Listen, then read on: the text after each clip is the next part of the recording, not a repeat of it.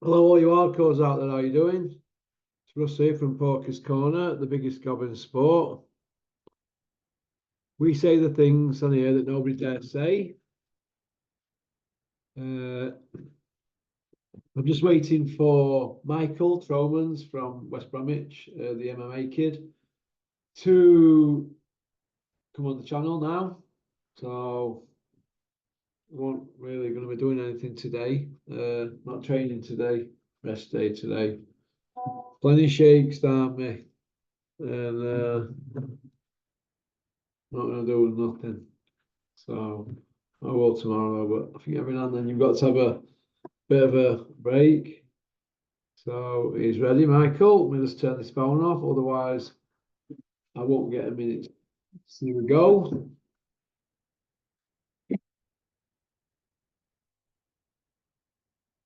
How you doing, Michael? You all right? Where you gone? Can't hear you. Right, is that better? That's better. How are you? You all right? Yeah, right, yeah. Let me just get me. Listen, the lady who keeps going on about it. It's not a rugby ball. It's an American football. But it's burst because what they do at Sports Direct, they flog them, yeah, right? And they're all flat. They do the same with football. So don't buy anything from Sports Direct because they are useless. But I call it my comfort ball. All right, Joanne. Right, Michael, how you been? Yeah, mate, all good. You? You still all right for a beer tomorrow? Tea time, yeah? I am. Yes. You know what it is, don't you? Yeah. Right, okay, so we'll have a beer down there in Midlands. Have a, I'll go off to do what I've got to do. How you been? Are you all right? yeah, man. We have a Porky's Corner reunion tomorrow. But yeah. Hey, you get to meet me in the flesh, baby. The ultimate male versus the ultimate meatball. uh, yeah, I'm all right. I'm not doing any training today. Cole. You know, when you get into your fifties, if you for a good session and the next day, oh man. And so it's a bit harder for me. So I'm having a day off today. I think I've been overdoing it. Do you know that running? You're right.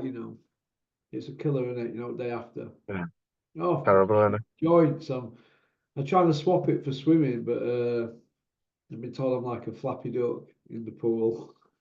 I can't swim very good either. But I've been back in the gym this morning, first time since I've had a week off since the fight. Yeah. So we're back at it now. I bought some of them speedo trunks, not like speedo briefs. They're like come to there, you know. Yeah. I was told that they were this swimmer, shall I say, said to me, she said, "Oh, you can is it aerodynamic or slipstream or something?"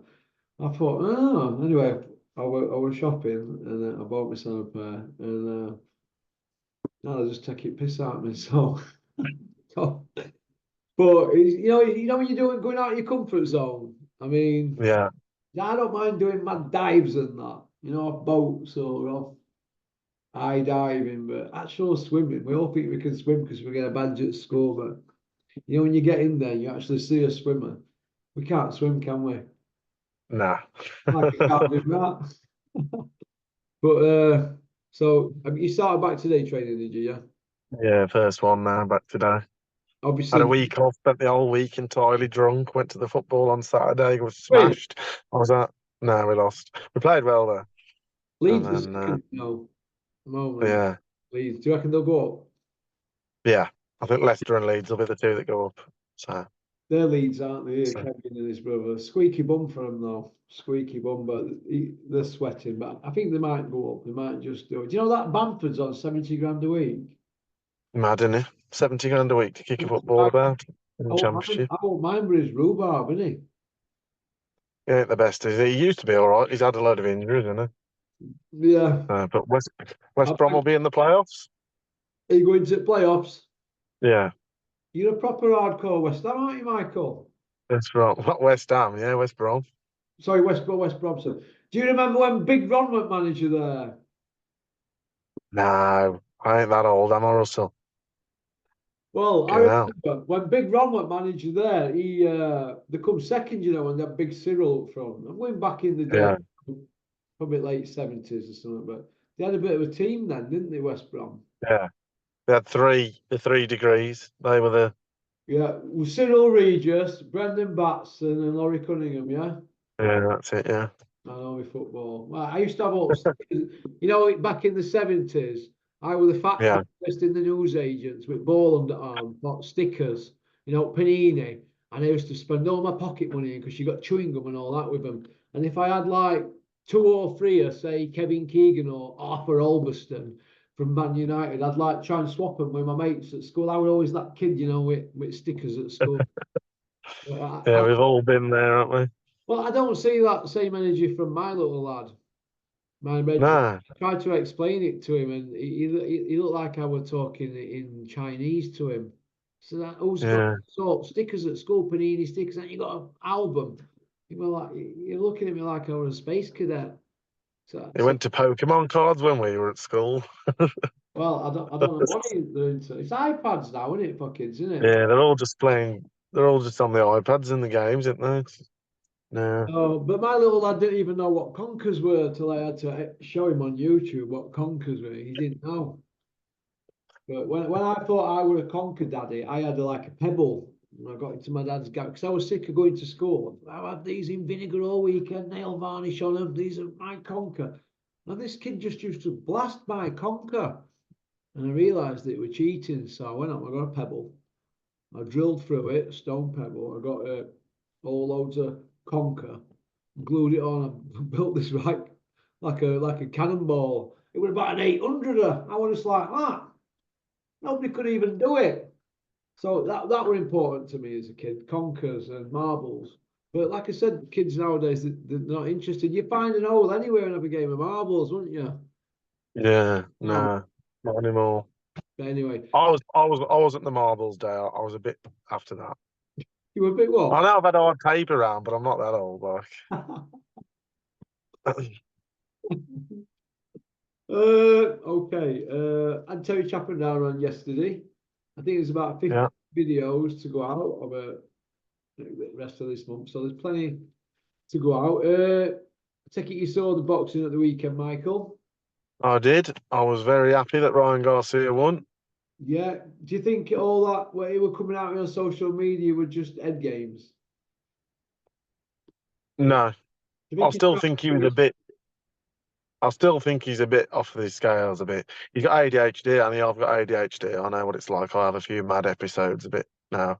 So when he came out in the interview and he said, "Oh, I do a bit of crazy stuff because I've got ADHD," I was like, "Yeah, same here, mate." but Right. What mine? I don't know what mine's called then.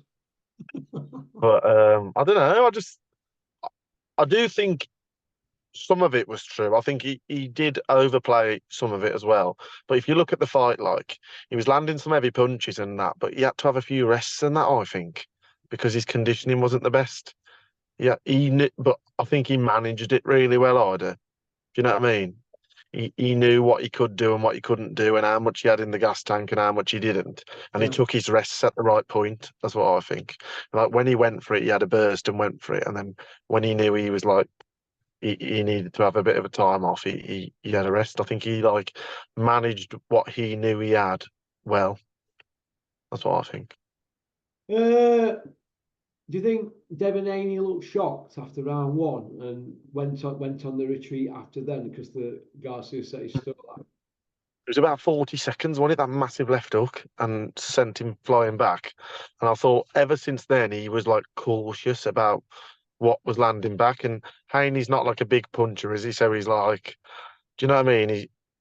He's not going to get the same respect that Ryan Garcia got from him. Do you know what I mean? So Do you I think? think that's the problem. Devin Haney's punch power's not there, is it? Like he, he he's all right boxer and that. He's overrated in my opinion. Like he's good, but not as elite as what they're all saying. He's nowhere near a Floyd Mayweather, is there? But he just doesn't even have. Well, I don't think he's got any power at all, really. But Ryan Garcia was massive on the night, when he as well. He was absolutely massive. That's another thing, you know. Do you think a lot were made of him coming in £3 over? Mm. He didn't. I think that was over the top, though. I think he did that on purpose because he didn't even take his shoes off or his trousers off or anything to even try and be even less, did he? He's probably Well, spent 500 grand on just wearing a pair of trousers because he had to pay 500 grand every pound. we So I had think that was that one.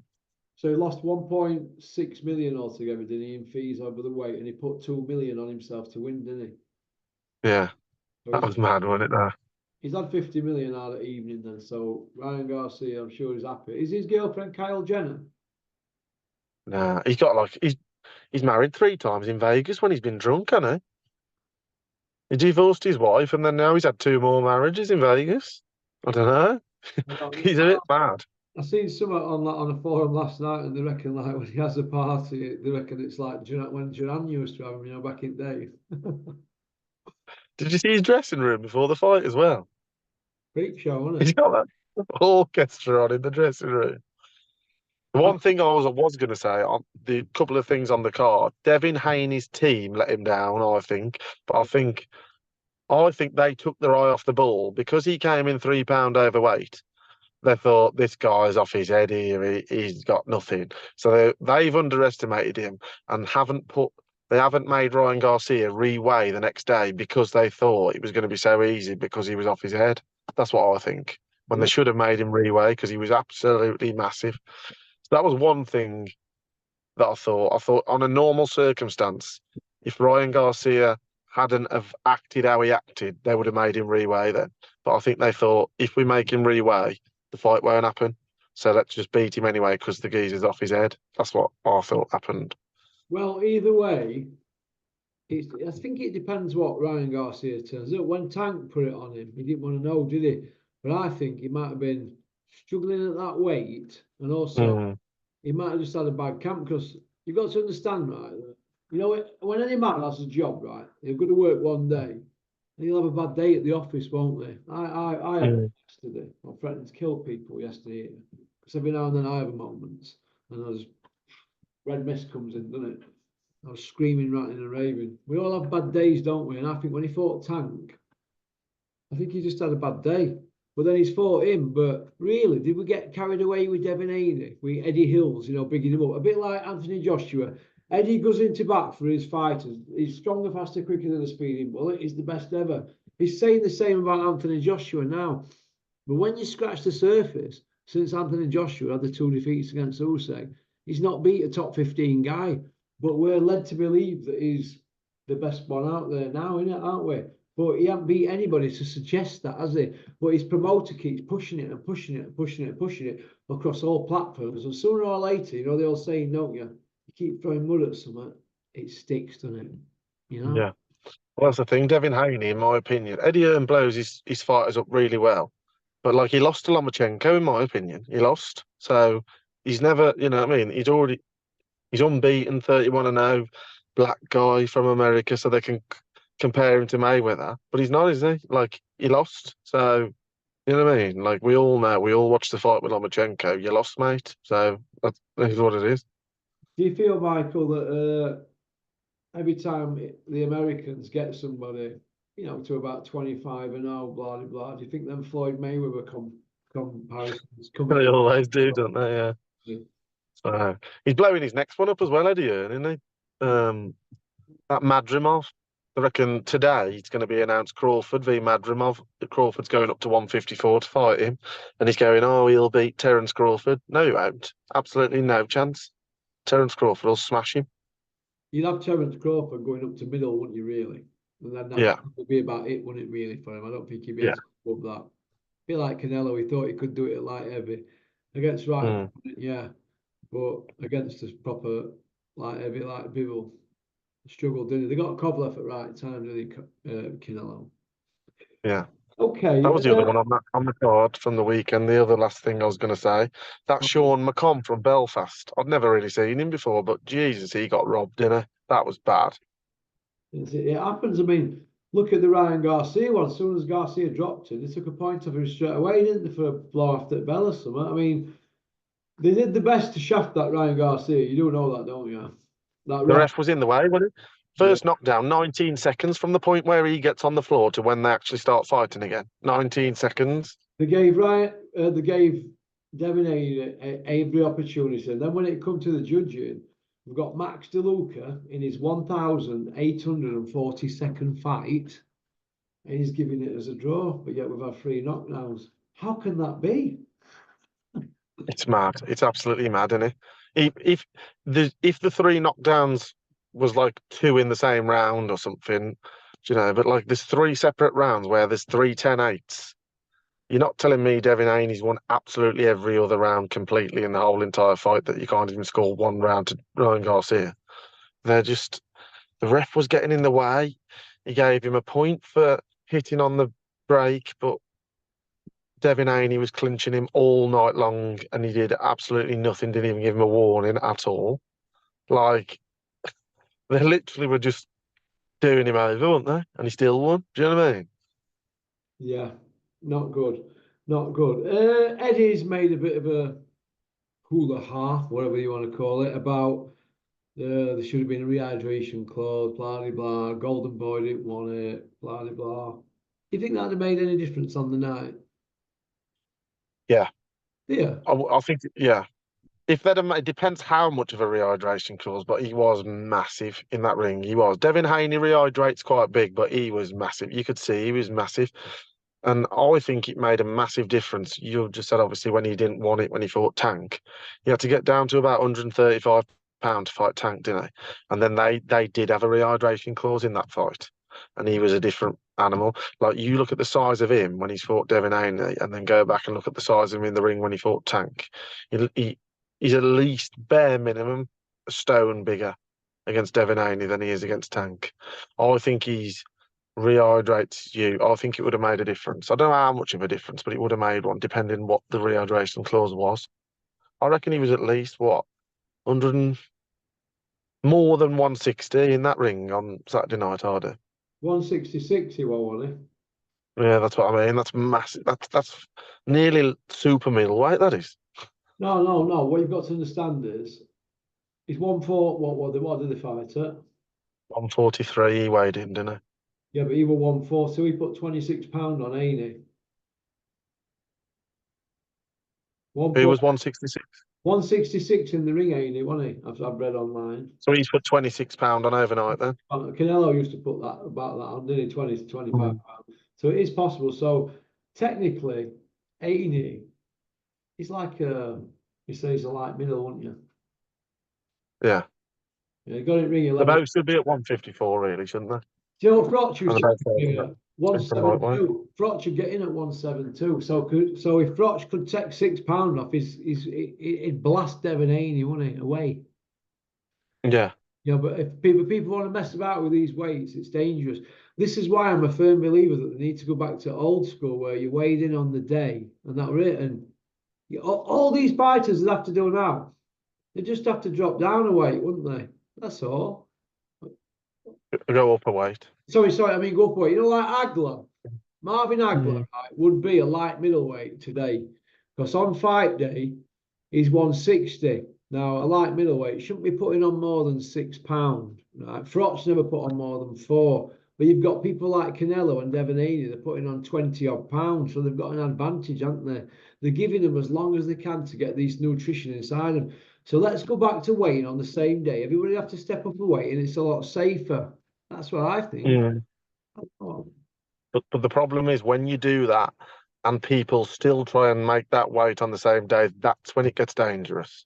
If yeah. everyone was sensible and moved up a weight, that's fine, but they won't know, will they? You'll still get the odd person thinking that they can still be an idiot, basically.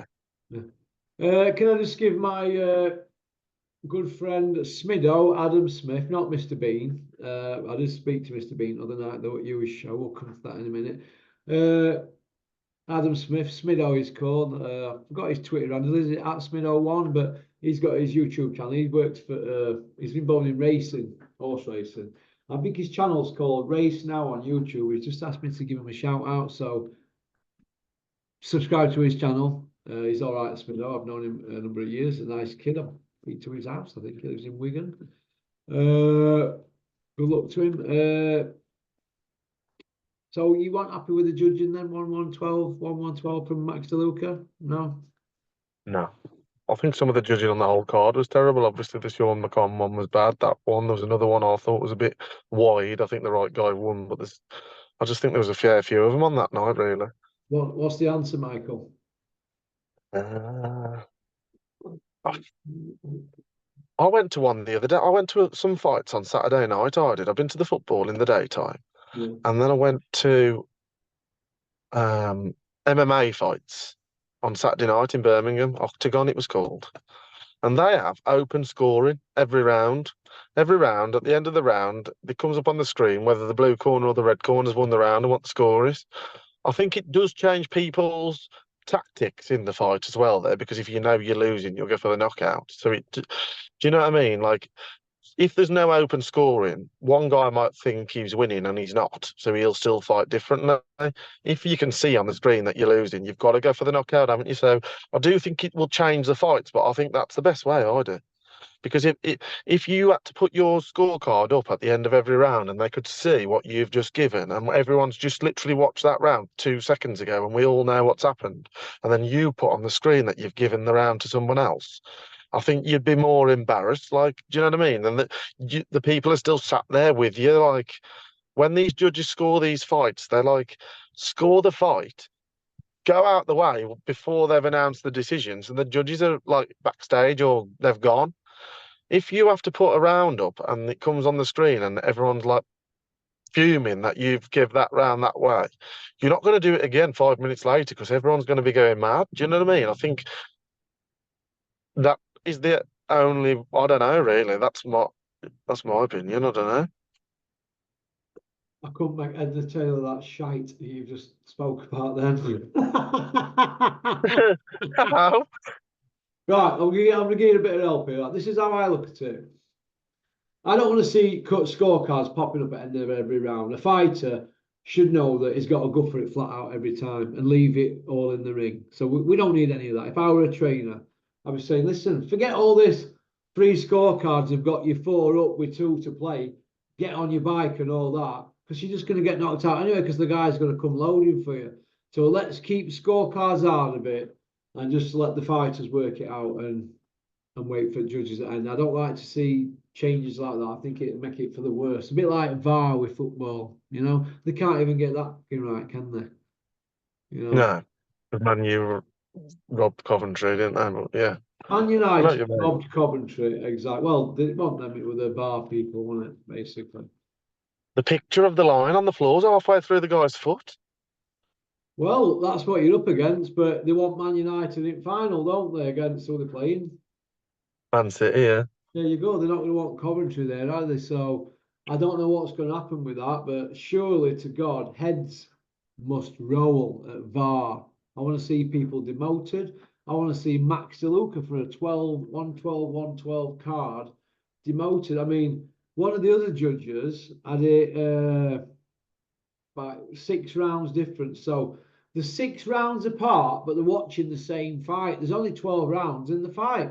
So how can that be? Is one man watching the fight and is one man not watching the fight? 6 rounds out. Come on. It's absolutely mad. Do you know they should do as well? They should like I don't know how you do it, but like and like have like an analyst at the end, and if a judge has scored a card that bad or that out, where you're more than where you all your judges like an average are like say they're 6 rounds out. So then the total of the judges, the 3 judges that score the fight, if they're like more than 6 rounds out or 8 rounds out between the 3 of them, they should all have to go into a meeting and explain how they've all got it so different. And then Yeah. if they can't, they don't judge again for a month, or they don't get paid, or they have them. Do you know what I mean? There should be like a bog standard average of how wrong you can be, like how different you can be. Do you know what I mean? So if there's 1 round out or 2 rounds out, fair enough, they've seen round different. But if they're like between the 3 of them, 9 rounds out or whatever they were, you're 3/4 of the fight different, all of you. How? What's going on? You know what I mean? Well, we've seen some bad scoring over the years. The worst one I've seen was Robin Reed Spenotka. Matthew Macklin, Felix Sturm, that were a bad one. That was bad. Sergio Martinez, Martin Murray in Argentina were a shocker. Terrible. Manny Pacquiao, Tim Bradley, one of their fights. Remember that? Were it the first? Josh Taylor, Jack Catterall. Josh Taylor, Jack Catterall. You can go on forever, can't you? Really, with bad decisions, and it's the same old referees and judges who are making the same bad mistakes, but they're still working. It's like having a.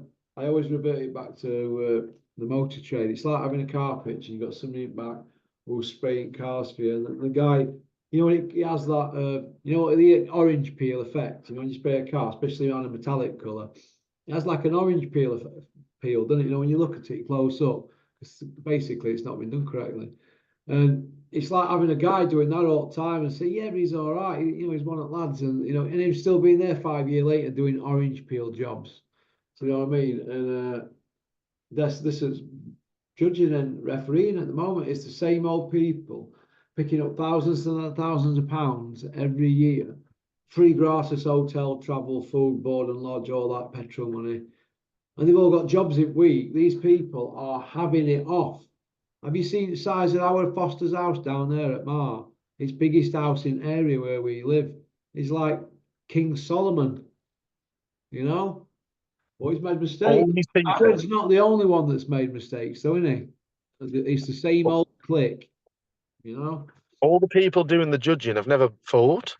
What about Adelaide Bird and that? Who is it? What's that other guy called who she married? Or that ref? She's judge and he's a ref judge, and they've had it off for the last 15 years, haven't they? 20 years, them two, and they've got jobs in day. So they're picking up like 400 grand a year plus expenses each from boxing, and they've got proper jobs. They're wealthy people where they live in Nevada. Why?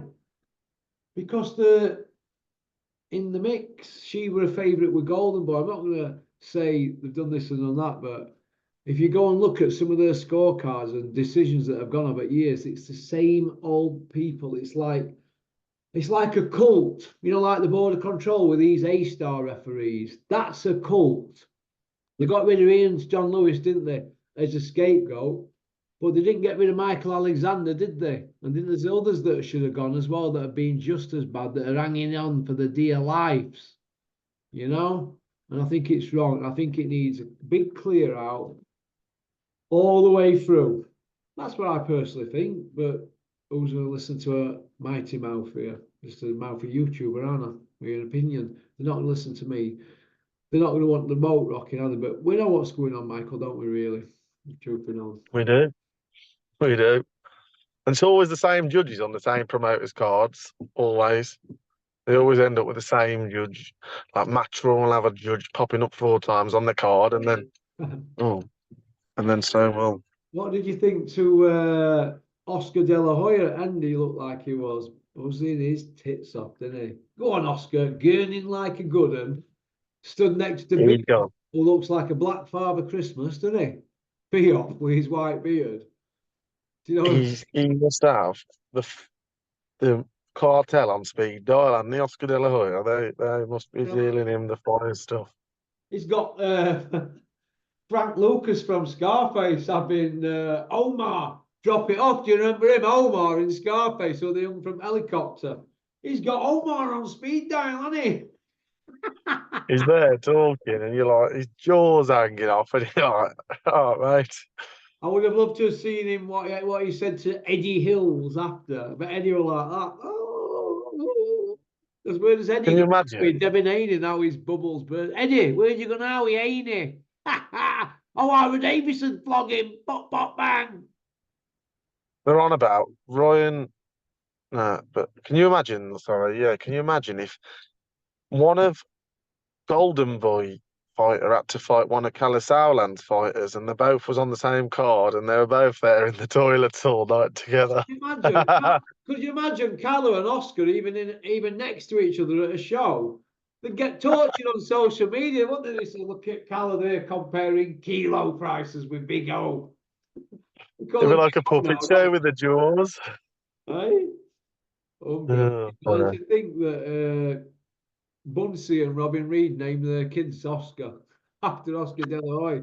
because obviously Bunsey's known him years, and Robin went Barcelona Olympics when he with Delroy, so they've named their kids Oscar, and you've got Oscar running around there with his nose snivelling all over the place. But good luck to him, Oscar. Stop taking cocaine. What happens is it burns all hairs in your nose, which is good, but after that it burns through the rest of the nose and it caves in. Trust me, it happens to the best of us, even me. So pack it in and live a clean life like your Uncle Porky. Right, Big Joe Egan, have you seen some of the tales is coming out on social media? I don't listen to him, to be honest. Oh my Stuff God, like Big that. Joe, the man that didn't go back to Ireland. Big bully, come see me. Let's have a look. There's no. Basically, then Ryan Garcia's still not won a world title, then has he? And he's commanded He wasn't bothered though, was millions he? of pounds. Does he look like he's bothered at all? He couldn't care less, could He could not care less. Okay. So on the whole, as the show, what did you think of it? What mark would you give it out of 10, Michael?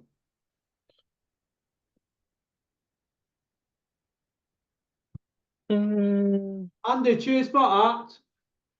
About a 7. Pardon? I thought it was all right. 7.5. It was all right.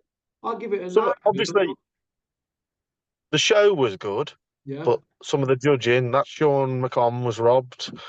Oh, judging was shocking.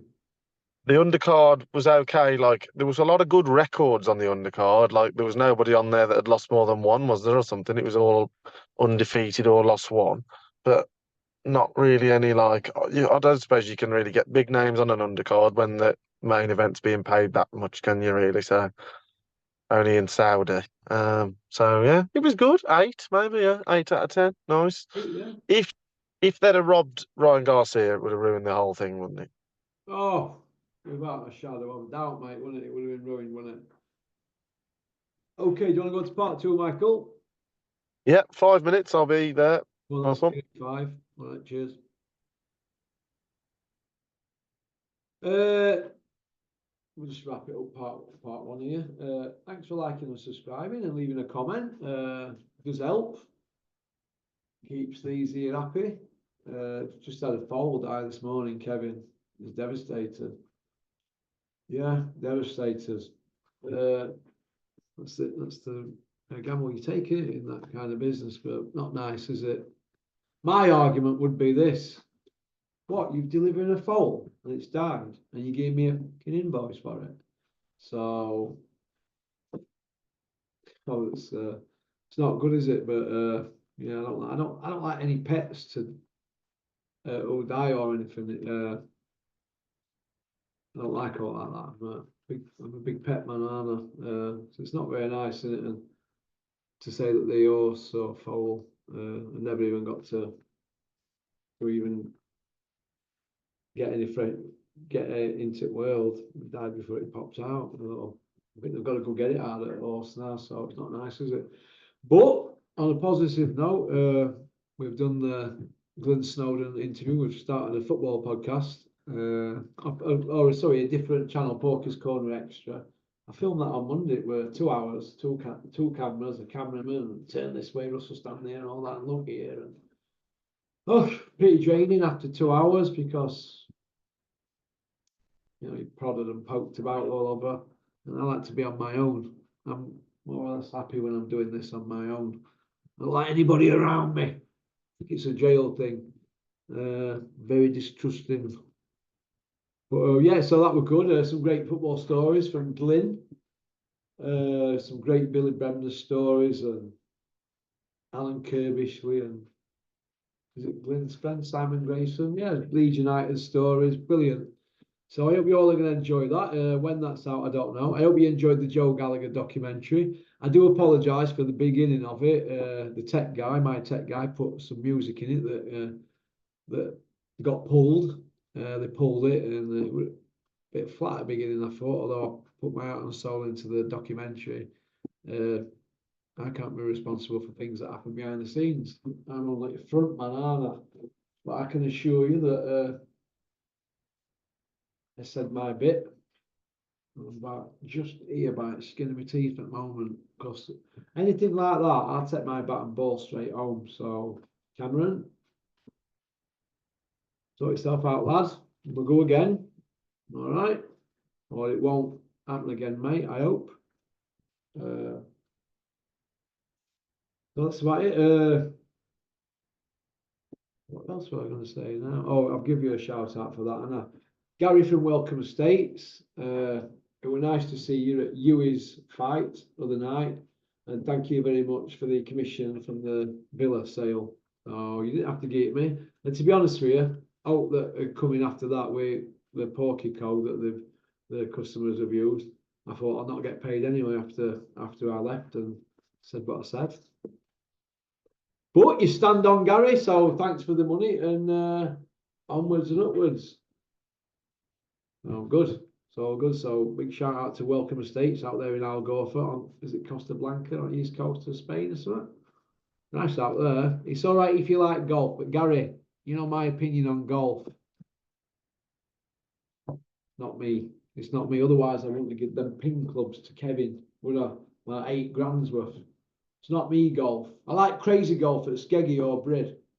I don't like walking around a golf pitch looking for a ball that I've whacked as hard as I can and I can't find it because I'm blind as a bat. I'm not a golfer. You know what I mean? No, right then.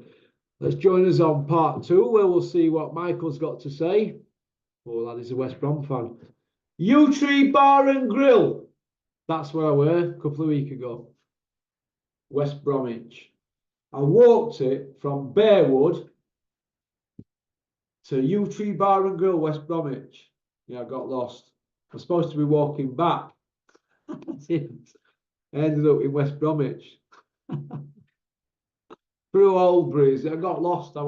You see, what it is, you see, right? Because I'm from South Yorkshire, going to some area like Birmingham, it's like going to Vegas to somebody like me, innit? Wow, there's no trees here. It's all big buildings. But yeah, I got lost. And I had Michael, and we actually spoke that day, and I'm still in your area. But yeah, we're different. But so looked all right as well. Yew Tree Bar and Grill, West Bromwich. Okie dokie. Right. On to part 2.